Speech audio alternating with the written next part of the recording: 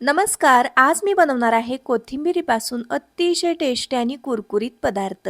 सध्या हिवाळ्याचे दिवस आहेत आणि मार्केटमध्ये अशा प्रकारची फ्रेश कोथिंबीर भरपूर प्रमाणात येते. अशा वेळेस आपण हा पदार्थ नक्कीच बनवू शकतो. एकदा का हा पदार्थ बनवला तर 20 ते 25 दिवसासाठी एअरटाईट कंटेनरमध्ये आरामशीर टिकला जातो. कोथिंबिरीपासून खमंग आणि कुरकुरीत पदार्थ बनवण्यासाठी एक कोथिंबिरीची गड्डी नीट करून घेतली. त्यानंतर याला स्वच्छ पाण्याने धुवून घेतलं. कोथिंबिरीचे थोडेसे निबर देठ आहेत ते कट करून काढते आणि कोवळी देठ मी यामध्ये वापरणार आहे. हवं असल्यास तुम्ही फक्त पानांचा वापर केला तरीही चालू शकतं. इथं मी कोवळे देठ देखील घेणार आहे. घेतलेले कोवळे देठ आहेत ते मी अगदी बारीक अशी चिरून घेते. जेवढं शक्य आहे तेवढी कोथिंबीर आपल्याला अगदी बारीकसर अशी चिरून घ्यायची आहे. चला तर मग मी याच पद्धतीने संपूर्ण कोथिंबीर आहे ती चिरून घेते. हा पदार्थ बनवण्यासाठी आपल्याला साधारणपणे अर्धा कप इतकी कोथिंबीर लागणार आहे. या ठिकाणी मी जेवढी कोथिंबीर पाहिजे तेवढी चिरून घेतलेली आहे. आता चिरून घेतलेली कोथिंबीर आपल्याला एका कपने मोजून घ्यायची आहे. कप ऐवजी तुम्ही वाटीचा वापर केला तरीही चालू शकतं. वाटी वापरत असाल तर अर्धा वाटी आपल्याला इथं कोथिंबीर घ्यायची आहे. कपने इथं मी बरोबर अर्धा कप इतकी कोथिंबीर घेतलेली आहे. कोथिंबीर थोड्या वेळासाठी बाजूला ठेवते आणि एका बाउलमध्ये एका कपने मोजून बरोबर 1 कप भरून इतका मैदा घालते. मैद्याऐवजी तुम्ही गव्हाच्या पिठाचा वापर केला तरीही चालू शकतं.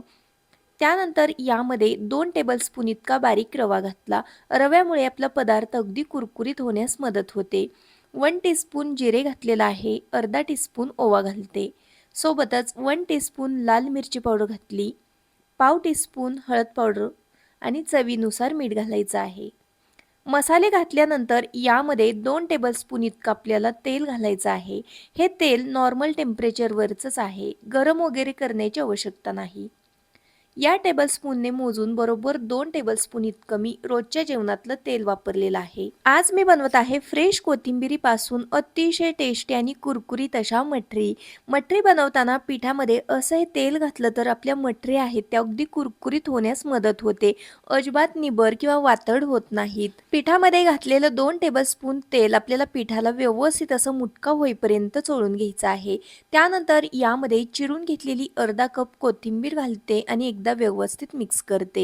1 कप मैद्यासाठी अर्धा कप कोथिंबीरीचं अगदी परफेक्ट प्रमाण आहे. अगदी परफेक्ट चवीच्या खमंग मटरी बनून तयार होतात. सुक्या पिठामध्ये कोथिंबीर मिक्स करून झाल्यानंतर यामध्ये आपल्याला थोडं थोडं पाणी घालत हे पीठ आहे ते मळून घ्यायचं आहे. मठरी बनवण्यासाठी लागणारं पीठ आहे ते आपल्याला अगदी घट्टसर असंच मळायचं आहे. अजिबात पातळ करायचं नाही. त्यामुळे थोडं थोडं पाणी घालत हे पीठ मी अगदी घट्टसर असं मळून घेते. इथं मी हे पीठ आहे ते अशा पद्धतीने मळून घेतलेलं आहे. अजिबात पातळ करायचं नाही. घट्टसर असंच आपल्याला हे पीठ मळायचं आहे. झाकण ठेवते आणि कमीत कमी 10 आणि जास्तीत जास्त 15 मिनिटासाठी हे पीठ भिजत ठेवते. पीठ मळण्यासाठी मला 1 ग्लासमधलं फक्त एवढंच पाणी लागलेलं आहे. इथं हे पीठ आहे ते मी 10 मिनिटासाठी भिजवून घेतलेलं आहे. याच्यावरचं झाकण काढते तर बघा हे पीठ अगदी थोडंसं सैलसर झालेलं आहे. आता याला एकदा हाताने मळून घेते. त्यामुळे आपल्याला सुरुवातीला पीठ मळताना थोडंसं घट्टसर मळायचं आहे कारण भिजल्यानंतर ते थोडंसं पागळलं जातं. हाताला थोडंसं तेल लावून चपातीच्या आकाराचे याचे उंडे बनवून घेतले. त्यानंतर एक एक उंडा घ्यायचा आहे आणि याला आपल्याला लाटायचं आहे. लाटण्यासाठी हे थोडंसं पागळलेलं आहे त्यामुळे मी सुक्का मैदा लावलेला आहे. जास्त घट्ट असेल तर तेल किंवा मैदा देखील लावण्याची आवश्यकता पडत नाही. पीठ भिजल्यानंतर थोडं पागळतं त्यामुळे अगदी थोडासाच आपल्याला सुक्का मैदा लावायचा आहे आणि अशा पद्धतीने अलटून पलटून याची आपल्याला लाटी लाटून घ्यायची. ही लाटी किंवा पारी लाटत असताना अगदी जास्तही जाड ठेवायची नाही किंवा अगदी जास्तही पातळ करायची नाही. मीडियम थिकनेसवरती आपल्याला ही लाटी लाटून घ्यायची आहे. या ठिकाणी ही लाटी आहे ती मी अशा प्रकारच्या थिकनेसवरती लाटून घेतलेली आहे. बघा जास्तही पातळ नाही किंवा अगदी जास्तही जाड नाही. मटरी तेलामध्ये तळताना फुगू नयेत यासाठी आपल्याला याला फोर्कने अशा पद्धतीने टोचून घ्यायचं आहे. त्यामुळे मटरी तेलामध्ये फुगत नाहीत. लाटीवरती सर्व ठिकाणी फोर्कने टोचून घेतलं. त्यानंतर आपण या लाटीवरती मटरी बनवूयात. त्यासाठी इथं मी एका भरणीची कॅप घेतलेली आहे. त्यानेच या मटरी मी पाडून घेते. या मटरी मला जास्तही मोठ्या नको होत्या त्यामुळे वाटीऐवजी मी या कॅपचा वापर केलेला आहे. अशा प्रकारे तुम्ही कुठल्याही भांड्याचा वापर करून याच्यावरती या मटरी आहेत त्या बनवू शकता. मटरी याच्यावरती पाडून घेतल्यानंतर एक्स्ट्राची कणिक आहे ती काढून घेते. या मटरीमध्ये तुम्हाला पांढरे तीळ आवडत असतील तर तुम्ही कणिक मळताना पांढऱ्या तिळांचा वापर करू शकता. इथं पहा, अशा पद्धतीने या मटरी आहेत त्या मी बनवून घेतल्या. एक मोठी लाटी लाटली तर एक साथ भरपूर मटरी बनवून तयार होतात. हवं असल्यास तुम्ही एक एक मटरी लाटली तरीही चालू शकतं. याच पद्धतीने मी उरलेल्या मटरी आहेत त्या बनवून घेते. मटरी बनवून घेतल्या की लगेचच आपण याला तळून घ्यायचं आहे. त्यासाठी कढईमध्ये मी तेल गरम करायला ठेवलेलं होतं. तेल मीडियम हीटवरती गरम करायचं, त्यामुळे मटरी तेलामध्ये करपणार नाहीत. थोडंसं पीठ टाकलेलं होतं, ते तळून लगेच वरती आलं, म्हणजेच तेल छान गरम झालेलं होतं. एक एक करून तेलामध्ये तळण्यासाठी घालते. जास्तही मटरी तेलामध्ये न सोडता आपल्याला जेवढ्या तेलामध्ये बसत आहेत तेवढ्याच घालायच्या आहेत. गॅस लो टू मीडियम ठेवायचा, त्यामुळे मटरी मंद आचेवरती छान तळल्या जातात.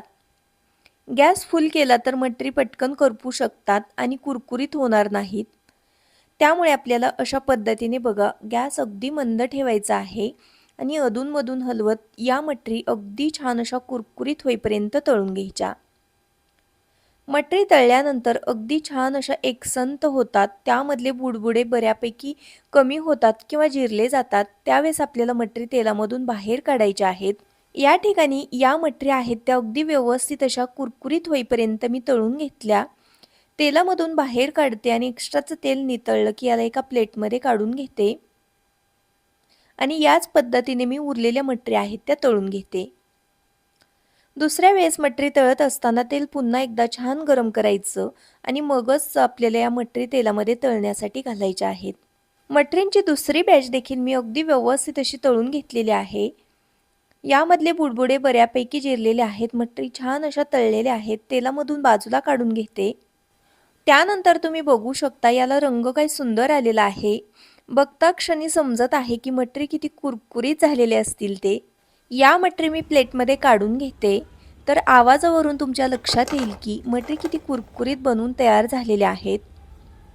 याच पद्धतीने मी संपूर्ण मटरी आहेत त्या तळून घेते. 1 कप पिठामध्ये खूप साऱ्या मटरी बनवून तयार होतात.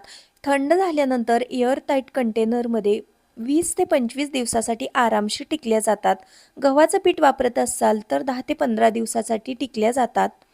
इथं पहा, एक मटरी मी तुम्हाला तोडून दाखवते. अतिशय कुरकुरीत बनवून तयार झालेली आहे. अजिबात तेलकट न होणाऱ्या 20 ते 25 दिवसासाठी टिकणाऱ्या फ्रेश कोथिंबीरीपासून बनवलेल्या कोथिंबीर मटरी तुम्ही चहासोबत किंवा अशाच खाऊ शकता. चवीला भन्नाट लागतात. आजचा हा व्हिडिओ तुम्हाला थोडा जरी आवडलेला असेल तर व्हिडिओला प्लीज एक लाईक नक्की करा. चॅनलवरती नवीन असाल तर सबस्क्राईब करा. पुन्हा भेटूयात अशाच एका नवीन आणि छानशा रेसिपीसोबत. तोपर्यंत बाय बाय.